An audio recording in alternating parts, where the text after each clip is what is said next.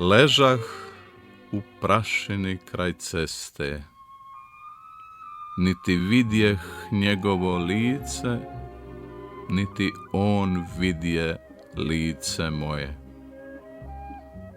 Zvijezde sišle su i zrak bijaše plav, niti vidjeh njegove ruke, niti on vidje ruke moje.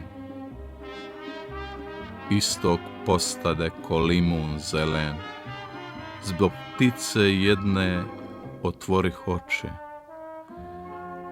Tada doznah koga sam ljubila čitav život, tada on dozna kome ruke grlio uboge.